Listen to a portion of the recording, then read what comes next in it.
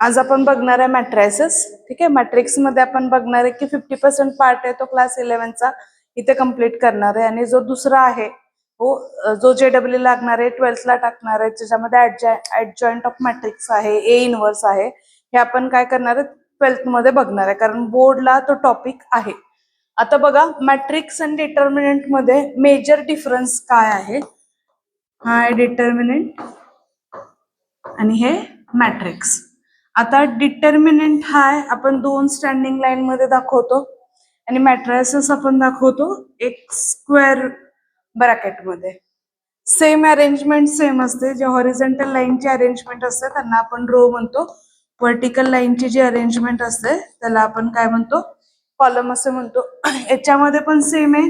Horizontal लाईनची जी arrangement आहे त्याला आपण काय म्हणतात, रो, आणि व्हर्टिकल लाईनची जी अरेंजमेंट आहे त्याला आपण काय म्हणतो, कॉलम असे म्हणतात.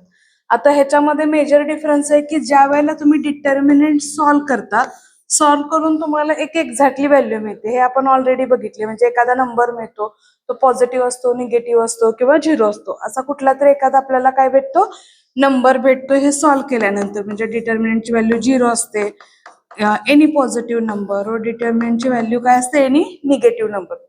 पण मॅट्रिक्स वरती आपण ऑपरेशन केल्यानंतर इथं तुम्हाला जे आन्सर मिळणार आहे, हे आन्सर तुमचं काय असतं, अनदर मॅट्रिक्सच असतं.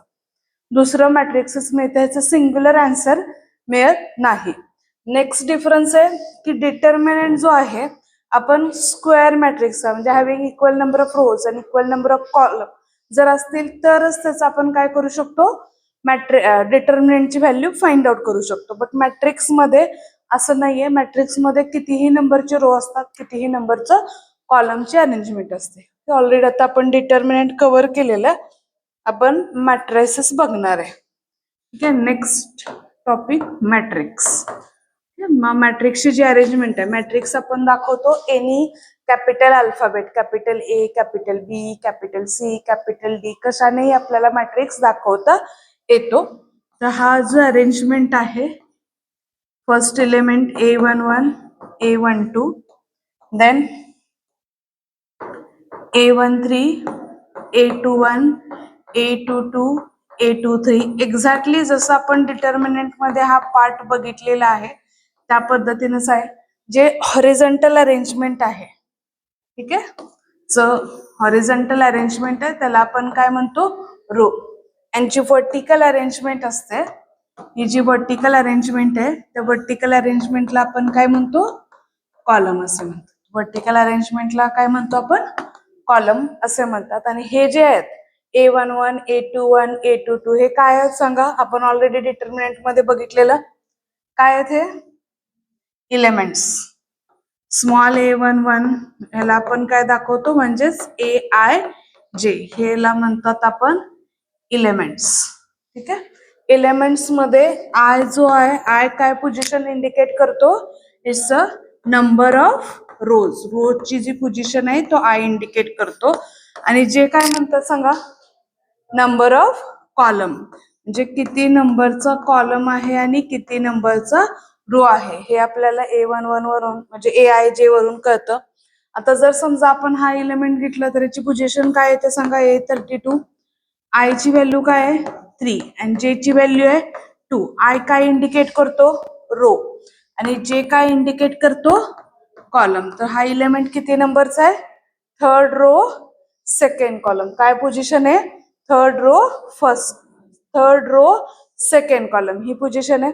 आता ह्याच्यामध्ये इम्पॉर्टंट आहे की number of order of the matrix. आता आजपर्यंत आपण फक्त डिटर्मिनंट सॉल्व्ह करताना 3x3 बघितलेलं, 2x2 बघितलेलं, पण आता इथं ऑर्डर आपल्याला वेगवेगळ्या पद्धतीचे येणार आहेत.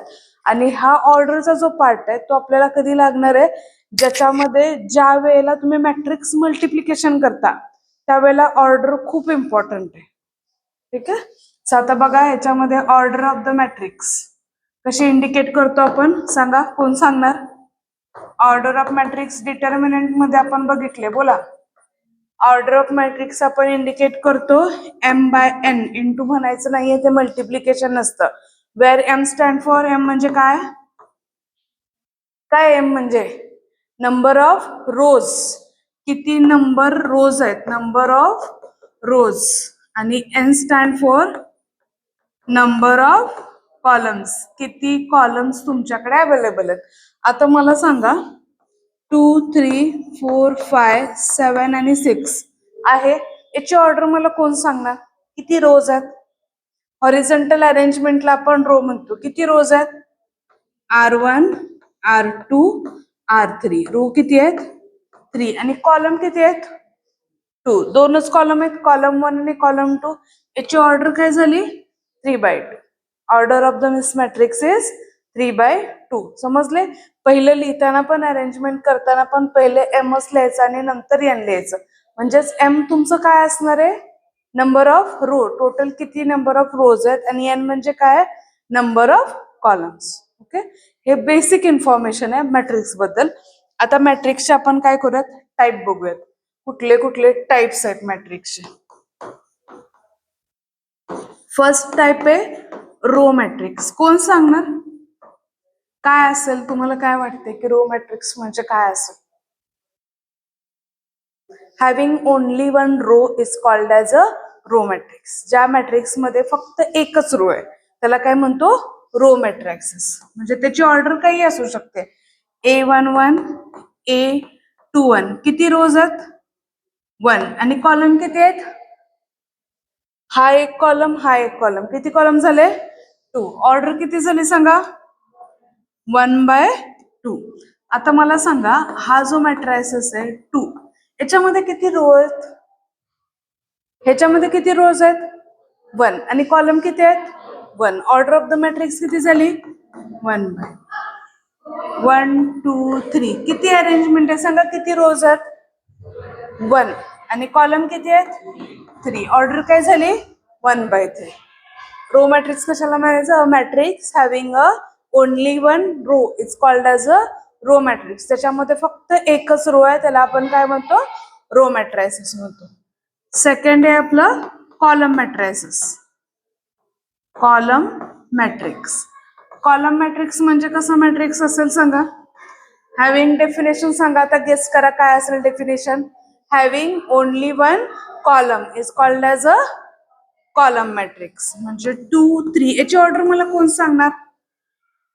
याची ऑर्डर मला कोण सांगणार? 2/1. 2 रोज आणि 1 कॉलम. 1 आणि 2 रोज 1 कॉलम. त्याच्यानंतर हा सांगा 3, 4, 5. हा याचं काय असेल सांगा मला? काय? Very good. 3/1. हा मॅट्रिक्स कसा असेल? रो पण आहे आणि कॉलम पण आहे. म्हणजे याचं काय येणार? 1/1. हा एकच मॅट्रिक्स काय असणार आहे? At a time row matrix पण असेल आणि कॉलम मॅट्रिक्स पण असेल. ठीक आहे. नेक्स्ट जे आहे ते square matrix.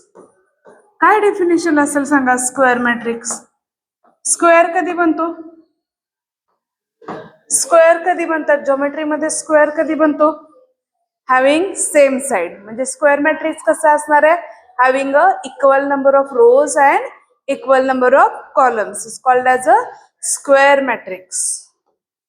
Called as a square matrix. म्हणजे 2, -4, 5, 6, 7, 8, 1, 0, 0. किती रोज आहेत सांगा? 3 रोज. आणि किती कॉलम्स आहेत? 3 कॉलम्स. स्क्वेअर मॅट्रिक्स मध्ये हा पण तुमचा स्क्वेअर मॅट्रिक्स होईल. आपल्याला काय पाहिजे स्क्वेअर मॅट्रिक्स मध्ये? एम आणि एन ची व्हॅल्यू इक्वल पाहिजे. हाही स्क्वेअर मॅट्रिक्स होऊ शकतो.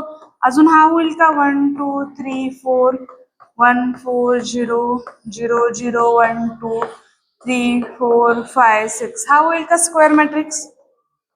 होईल ना? किती रोज आहेत? किती कॉलम आहेत? 4. Order of this matrix is 4. हे समजलं? एवढा पार्ट नोट डाऊन करून घेताय?